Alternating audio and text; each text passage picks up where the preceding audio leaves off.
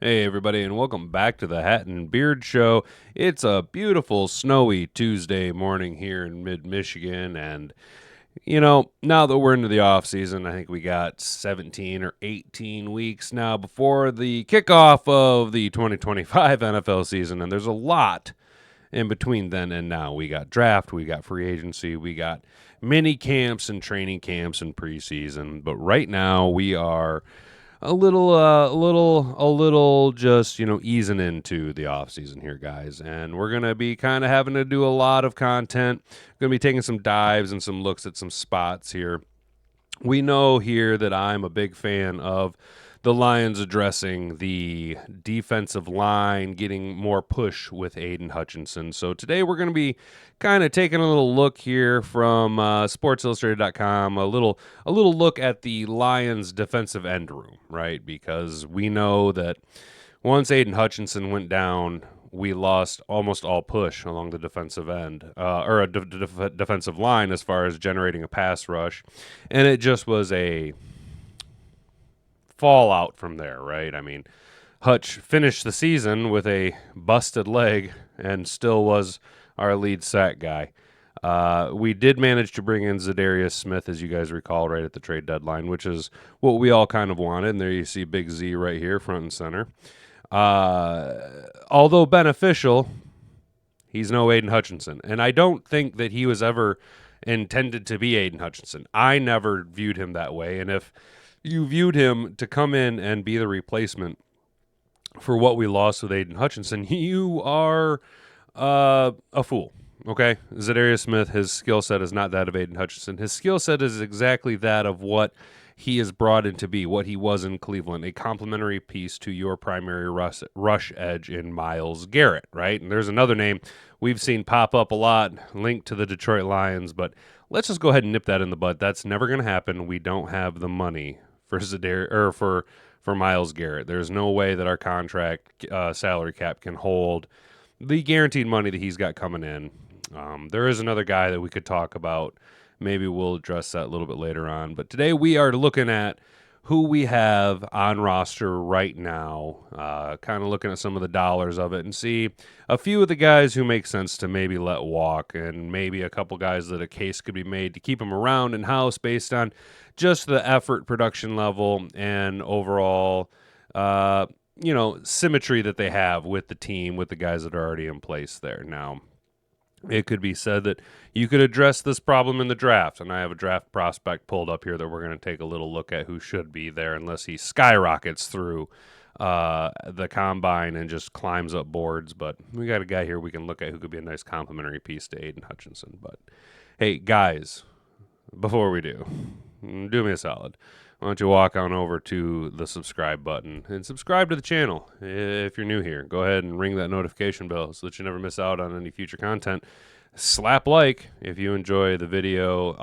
Comment down below who do you think or how do you think the Lions should address the Aidan Hutchinson, I don't want to say injury, but complimentary piece. Who should we be looking after to come in to bring in-house to help our defensive line? And then also, if you wouldn't mind just sharing this around with all your friends, it really helps the channel out. It'd be a lot cooler if you did. All right, so here we go, coming from SportsIllustrated.com. Contract status of Detroit Lions edge defenders in 2025. Lions will be in search of an edge complement for Aidan Hutchinson this offseason. From Vito Chirico. I feel like I've read him before. This came out 14 minutes ago at the time of recording, so we are getting you fresh, hot off the presses. Hey. There you go, see Big Z. I thought Big Z fit in well. I don't see a reason why we need to let him walk. We can afford him. Not only does he fit the mold of what the Detroit Lions are trying to do, not only does he make a complimentary piece for Aidan Hutchinson on that heavy edge that I talk about a lot, but you guys know that Brad Holmes likes to have veteran presence in the locker room, right? Look how long we kept Michael Brockers kicking around. He was essentially a coach on the field at that point, right? DJ Reader, another veteran leader, right? Brad Holmes clearly likes to have these leadership guys around, and I think Za'Darius Smith does exactly that. I mean, just look how joyous the dude is. I mean, I made the comparison early on. He doesn't look and feel like Rasheed Wallace, right? Doesn't it just feel like Sheed with the bad boys? So I'd like to see Big Z kept around. So here we go. The Lions will be in the market for some edge help this offseason. At least that's all the speculation. Uh-oh. What's going on? Why can't I clicky click? Oh, no. What's going on here? Hang on with me, guys. Yeah, see, I hate it when it does that. I don't know what I clicked on. All right. Aidan Hutchinson finished the 2024 season as the team's most productive edge defender and pass rusher, despite playing in just 5 games. That is really, really, really, really not good. That's great for him, and we guys know that we know that he was on a defensive MVP trajectory for the season. But that is just very telling of everyone else you have on roster. Meanwhile, Big Z, a trade deadline acquisition by the Detroit Lions general manager, Brad Holmes, produced the second most sacks on the team with 4. I mean, they were good sacks and very timely sacks, and it was good to see, but 4 sacks? Though, admittedly, I think I did call for him to get anywhere from 4 to 8 sacks once coming to the Detroit Lions. That was really all you could ask for him. Outside of Hutchinson and Smith, the Lions didn't receive much production help from the edge position this past season. That's true. I guess the next most rush came from Aleem McNeil until Jamal Adams broke his head, and then also he tore his ACL. And then what? Who? Well, let's see. If Big Z was second on the team with 4, we know DJ Reader amassed 3 sacks, so he was probably third on the team from a guy who's not known for a pass rush. So we need more oomph, right? We need more complementary pieces to Aidan Hutchinson.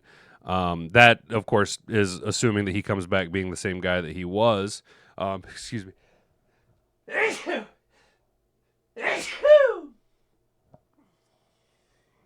Man, something's got me sneezing today, boys.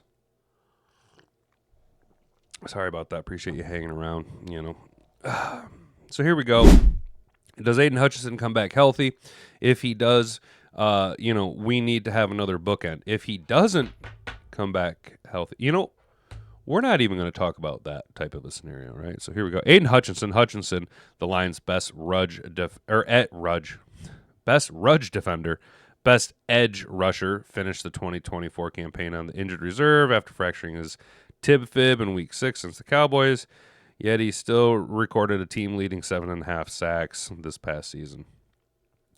The 2022 first-rounder is signed to Detroit through 2025 and is due for a cap hit of $11.3 million this upcoming season. He also possesses $11.36 million in remaining guarantees. So through 2025, it's a contract year. We've talked about this before. This is what's going to kind of start to bite us in the butt when it comes to acquiring talent. These first-round picks that Brad Holmes has been nailing on. We double-dipped in the first round for 2 consecutive years. You got to pay the piper eventually. And, it's going to be extension time for Hutch, for JMO, and the following year it's going to be extension time for Action, Jack Campbell, and Ja, right? These contracts are going to be coming up faster than we like to admit, and it's going to be expensive. Now, Hutch can probably give us a little hometown discount. That would be nice. Marcus Davenport, free agent from last season, played 2 games. Obviously, he's not gonna be kept around, right? His contract is scheduled to void 5 days after the Super Bowl. He'll carry a cap hit of $2.2 million in 2025. You're done. I'm not sure you're done. You're fired. But you're not gonna. He's out, right? Marcus Davenport's not gonna be here next year. Josh Paschal finished the 2024 season as the Detroit Lions starter at edge. He compiled 2 sacks, 22 hurries, 31 pressures in 14 games. Started 10 of those games, missed a lot of the season with an injury. Not a lot, but a chunk of games with injury. I think it was mostly illness. He'll count for $2.4 million against the cap in 25, plus he has $700,000 in guarantees remaining on his rookie contract. Keep Josh Paschal around. That's too cheap of a contract on a rookie scale contract, and he was productive enough. Obviously, he played in games unlike Marcus Davenport.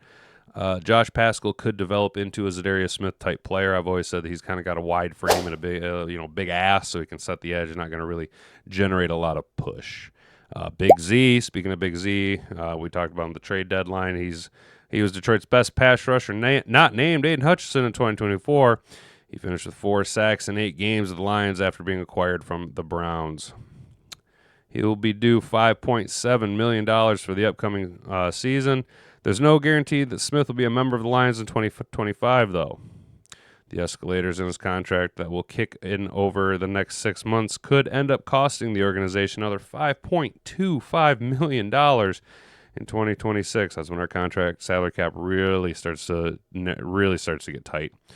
When he's not on the roster, with $9.5 million of that being guaranteed. Yet if the Lions elect to cut him by March 15, they will so with no cap penalties and no future cap costs. So, damn.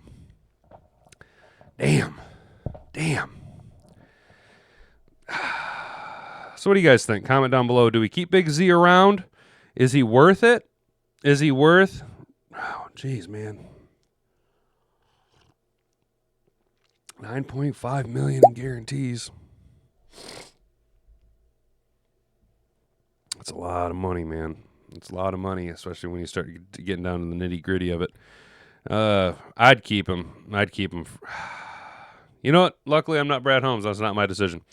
John Kaminsky, he failed to play a single down in 2024 after suffering a torn MCL in training camp. Lions fan favorite is set to be an unrestricted free agent this offseason. Probably going to be out of here. It's a money thing, man. It's a business. Al-Qadim Muhammad emerged from the practice squad this past season to become a key reserve for the Lions at edge.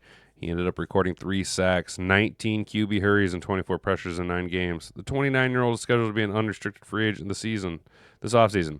I would re-sign Al-Qadim Muhammad. I would. He played his balls off. The guy's gritty, and I like it. I'm here for it. Al-Qadim Muhammad, give him a nice, 1-year extension with some incentives to play hard, go out there, compete. Depending on what we do with Big Z, right, we're going to need some rotationary guys. And Al-Qadim Muhammad, those numbers aren't going to jump out off the board at you, but, 3 sacks, 19 hurries, 9 games. That's not terrible. If you want to compare assholes to elbows, it's significantly better than John Kaminsky, right?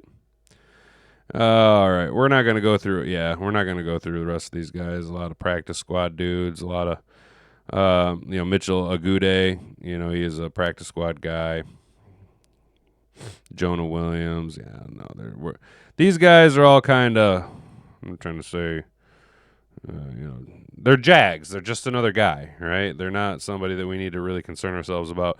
I'd cut it off here at Al-Qadim Muhammad. I'd go and re-sign Muhammad. John Kaminsky is going to have to be let go. Za'Darius Smith is the big question mark because that's some money. Obviously, Marcus Davenport's out of here. You keep Paschal and Hutch on their rookie contracts because it's too cheap not to. But do you keep Za'Darius Smith? Man, that is the question. That is the question because we have seen some plays the Lions could potentially go after the guy we've all wanted for many years, and that is Mad Max Crosby. All his guaranteed money is already paid out by the Las Vegas Raiders. However, with Pete Carroll coming to town, you never know what might happen over there. He might just want to stay. But there has been some rumblings that Mad Max is getting a little upset with his time in the silver and black. And if that's the case, then if it costs you a first-round pick this year, Mad Max, you got to go after him. You got to go get him. But there is another option. I know we're getting a little long-winded with this. We got one more article here pulled up for you. We're only going to do one upload today, guys. I got things I got to take care of this afternoon. So I got to get out of here pretty soon. But let's take a little look at over here at we could do what everyone's projecting us to do, and that is attack the edge in the draft. Do I think that's what we're going to do? Maybe. But there's one thing that we do know is that Brad Holmes is never going to do what we expect him to do, right? He's going to do whatever he thinks is best, and we can't question that because it's worked out so far. But if there's one guy that I have just really gotten high on here leading up to the Combine, and the Combine will be very exciting. Going to watch some guys move up, move down, but it's this guy right here, Ohio State's defensive end, Jack Sawyer, right? This coming to us from Yahoo Sports. Jeff Risdon. This came out earlier this morning. Yeah, it's 5 a.m. Hell yeah, 5 a.m. Here we go. Look at him. Look at him. That's an athletic move right there. It's an athletic move. But I think Jack Sawyer might be the guy that we go after. Obviously, I'm a big fan of Michael Green, but I think Jack Sawyer might be that dude. But if I'm being honest, I think the Lions might go after a defensive tackle. I don't know, man. This is such a weird... It's so weird being this far back in the draft again. It's just weird. I'm not used to it. What do we do? What pieces do we need? Do we go after a guy that needs to be plug and play right now? We're no longer that organization, man. Do we go after a guy who can be a complementary, a developmental piece like a Jack Sawyer? I don't know, man. It's starting to stress me out, but here we go. Ohio State's edge Jack Sawyer is another name commonly projected to the Detroit Lions in the early offseason mock drafts. In fact, he's the Lions' first choice in nearly 20% of those projections, according to mock draft databases. Wow, that's pretty impressive. You know where the fandom's at. What makes Sawyer such a popular projection for Detroit? His impactful play for Ohio State in the championship run. Notably, his highlight reel strip sack TD against Texas certainly captured a whole lot of attention. Sawyer is more than just a highlight, however, or known for just more than his highlights, however. So he is. Let's look at this profile.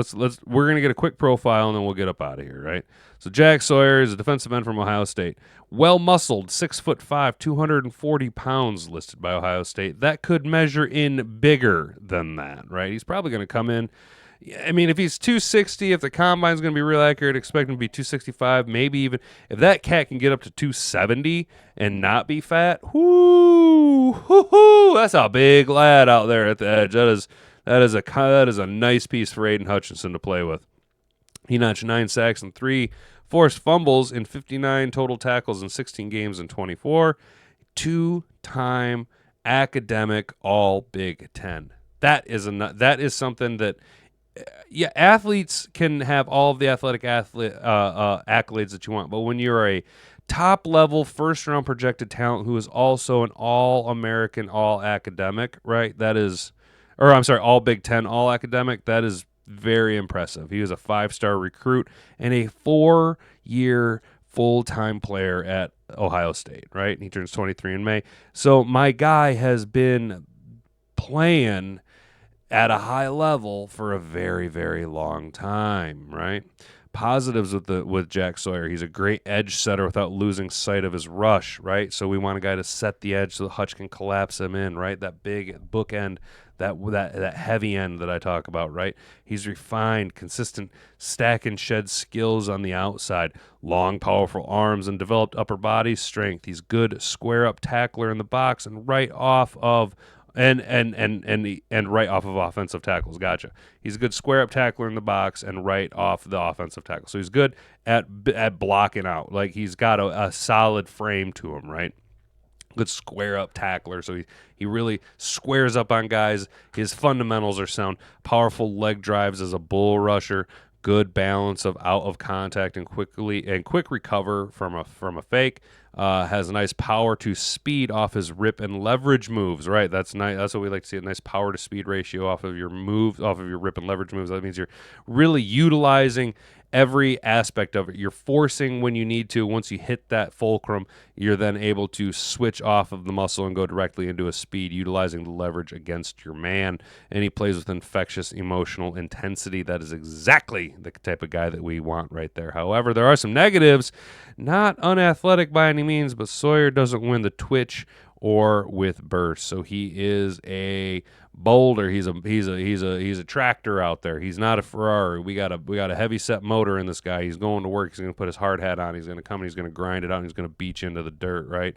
Tight lower body. Excuse me. This hurts his ability to accelerate out of contact. He tends to get too uptight when trying to bend the corner, right? All right, but that's not what we're asking him to do. I don't need him to bend the corner in Detroit. Hutch can bend the corner, right? I need him to hold the edge and hold the line so that Hutch can bend the corner and collapse the pocket into the bookend. He doesn't have a chase gear or above average closing burst to the ball, so he's not the quickest. That's what they say right there. He's not going to win in the twitch or burst, so he's obviously not the fastest guy out there. Not looking for him to chase down wide receivers 60 yards downfield, looking for him to set the edge and do his job, right? Will try to initiate the tackle from too far away and fall off his tackle, so that kind of goes against what they said about he's a good square-up tackler. So when he squares up, he's solid, but if he's trying to dive, that's fine. I'm not trying to ask him to play linebacker. I need him to be a big, solid body in the middle, set the edge, generate pressure, keep the big hog mollies off of my linebackers so they can run free and make tackles on the ball carrier. He's not fluid or instinctive enough to drop into coverage at the next level. Good, that's fine, because I don't need him to, because he's my defensive end, not named Aidan Hutchinson.